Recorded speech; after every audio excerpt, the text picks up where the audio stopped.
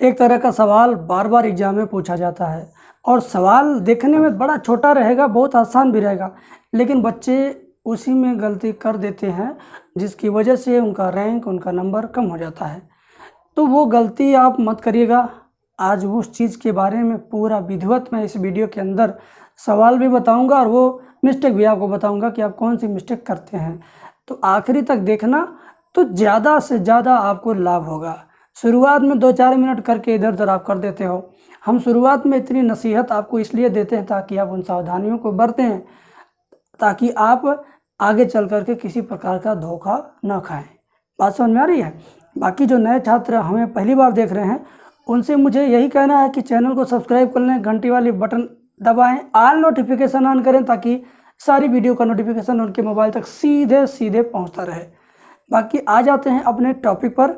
पहला सवाल आज का है, सरल रेखा y माइनस एक्स प्लस 5 बराबर 0 x अक्ष के साथ कितना कोण बनाती है।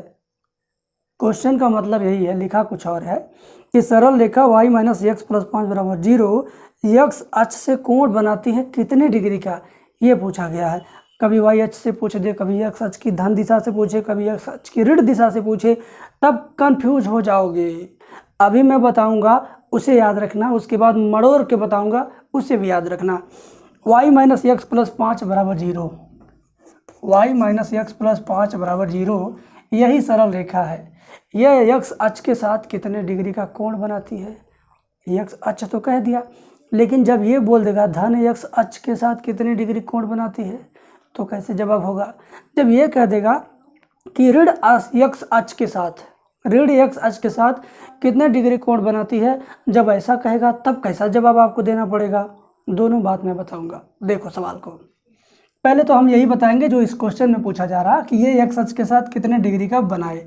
जब कहे x अक्ष, जब कहे धन x अक्ष, तो तुम बात समझना एक ही, इसका मतलब भी वही बात बताना है, इसका मतलब भी वही बात बताना है।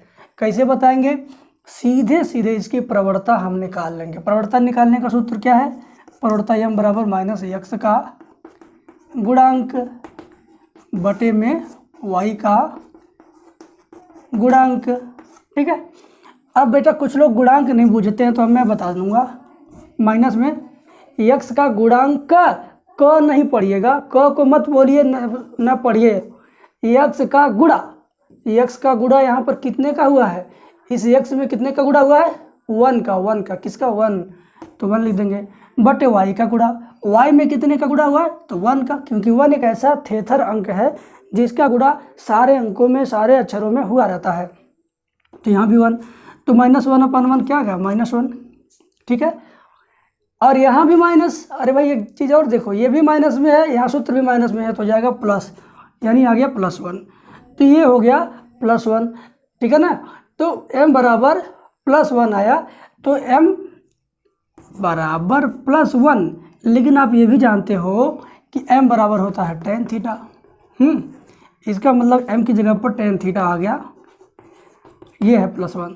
तो tan कितने का वैल्यू +1 होता है, तो आप कहोगे 45 डिग्री का वैल्यू +1 होता है। तो कोण तो आ गया भैया 45 डिग्री। कौन वाला ऑप्शन सही है? पहला वाला ऑप्शन सही हो गया। ये तो रहा धन x अक्ष और x अक्ष के साथ बना कोण। लेकिन जब ये कह देगा कि -x दिशा से कितने डिग्री का कोण बना है, तो आप क्या कहोगे, तो आप क्या करोगे? इसी चीज़ को आप 180 में से घटा के बता देना, तो पता चल जाएगा -x दिशा से।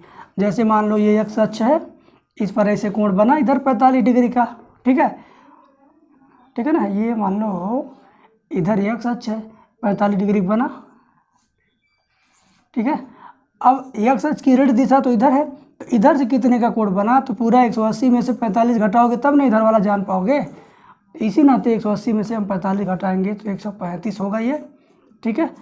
और ये होगा माइनस दिशा में 135 डिग्री कोण बनेगा, प्लस दिशा में 45 डिग्री का कोण बनेगा। कभी कभी सवाल आएगा, जानते हो कैसे? कहेगा कि एक सरल रेखा धन x अक्ष से 45 डिग्री का कोण बनाती है, तो वह रीड एक्स अच्छे से कितनी डिग्री का कोण बनाएगी, तो उसमें कुछ करना ही नहीं है। 180 में से उसको घटा दीजिए 45 को, पता चल जाएगा। कुछ बच्चे लगेंगे उसी में गोज गाज करने, उसी में फंस जाएंगे, उसी में उलझ जाएंगे, 5 मिनट उसी में ख़राब कर देंगे। तो जानकारी के अभाव में आप ऐसा करते हैं, लेकिन अब जानकारी हो गई तो अब ऐसा नहीं करेंगे, ऐसा तो अब करेंगे नहीं। बाकी आपको मैं अगला सवाल बताता हूँ, ज़रा उसको देखिए। गजब का सवाल और गजब का जवाब देखिए। देखिए बेटा, यदि आप चाहते हो कि इसी तरीके की वीडियो पा करके पूरा पॉलिटेक्निक एंट्रेंस एग्जाम क्वालिफाई करना, एक अच्छा कॉलेज पाना, अच्छा रैंक पाना, तो आप किसी भी यूट्यूब चैनल पर जाओगे तो कोई भी यूट्यूब वाला आपको पूरा सिलेबस नहीं पढ़ाएगा, सीरियल वाइज नहीं पढ़ाएगा, एक किनारे से A to Z नहीं पढ़ाएगा। लोग बीच बीच में सिर्फ वीडियो डालते हैं चैनल पर और वैसा ही आपको मिल जाता है, जिससे आपकी पूरी तैयारी नहीं हो पाती है। यदि आपको चाहिए 50 चैप्टर, इस तरीके से 50 चैप्टर कंप्लीट मैथ चाहिए, 24 चैप्टर फिजिक्स चाहिए और 24 चैप्टर केमिस्ट्री चाहिए, और साथ में 2300 क्वेश्चन का PDF क्वेश्चन चाहिए। PDF क्वेश्चन भी रहेगा और उसका सॉल्यूशन भी रहेगा। ये सारी चीज़ें यदि आप चाहते हैं कि आपको मिल जाए और आपकी परीक्षा अच्छे से निकल जाए, आप एक अच्छा रैंक पा सको और एक अच्छे कॉलेज में एडमिशन पा सको, तो इसके लिए क्या करना है, आपको मेरे व्हाट्सएप नंबर 7525 81 80 38 पर POLY पॉली लिख करके व्हाट्सएप करना है। हम आपको ये सारी चीज़ें देंगे, लेकिन थोड़ी सी फीस लेंगे। आप अगर इतनी चीज़ें मार्केट में जाकर पढ़ेंगे, किसी कोचिंग सेंटर पर, किसी शहर में या कहीं भी गांव में, तो कोई आपसे 5000 लेगा इतना सारा चीज़ पढ़ाने का, कोई आपसे 4000 रुपये लेगा, कोई आपसे 3000 रुपये लेगा, कोई आपसे 2000 लेगा। यदि गांव में भी पढ़ोगे इतना सारा पढ़ाने का, आपसे 2000 तो कम से कम लिया ही जाएगा। तो मैं आपको इतनी सारी चीज़ें दे रहा हूँ, ना 5000 में, ना 4000 में, ना 3000 में, ना 2000 में, मात्र ये सारी चीज़ें हटा दिया जाए तो मात्र मैं आपको 500 रुपये में ये सारी चीज़ें दे रहा हूँ। ये 500 रुपये इतना कम इसलिए रखा गया है कि गरीब से गरीब स्टूडेंट भी इस फीस को पे करके अपनी पढ़ाई कर सके और अच्छे कॉलेज में एडमिशन लेकर के अपना भविष्य अच्छा बना सके। तो ये रहा थोड़ा सा आपके लिए ज़रूरी सूचना, मुझे लगा बताना उचित है तो मैंने बताया। चलिए अब हम लोग सॉल्व करते हैं अगला क्वेश्चन। पूरा कोर्स पढ़ने के लिए इस नंबर पर कॉल कर सकते हैं। बाकी हम अगला सवाल दे रहे हैं आपको।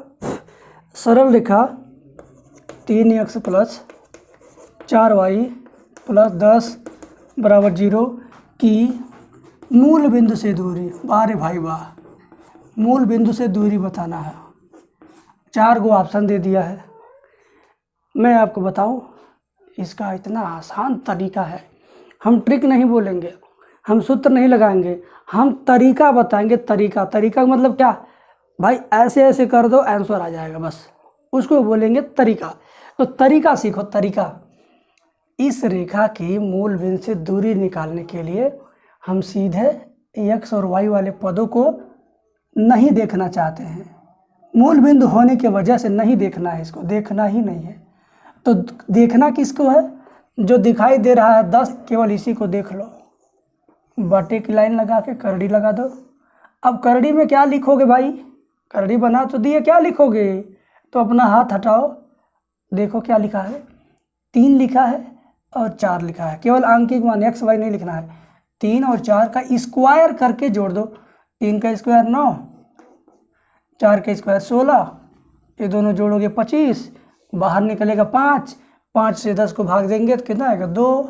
बस बस बस, कितनी अच्छी बात है, कितना अच्छा सवाल है। ऑप्शन नंबर बी में। और 2000 कितना में पूछा गया, ये 2008 में पूछा गया था। 2008 में ये सवाल पूछा गया था। जो 2008 में बच्चे परीक्षा दिए होंगे तो इस सवाल को वो कैसे किए होंगे, बताए होंगे उनके सर जी कक्षा 10 में कि 0 0 से मूल बिंदु से फलाना रेखा पर डालने के लिए ये फार्मूला, फिर यहाँ रखेंगे, हल करेंगे, झकझोरेंगे तो आएगा आंसर, आएगा। सही बात है, मगर समय बचाने वाला तजुर्बा तरीका सीख कर जाओ एग्जाम में ना, क्योंकि 100 क्वेश्चन करना है तुम्हें 180 मिनट में, तो 1 मिनट के लगभग ही आपको समय मिलना है।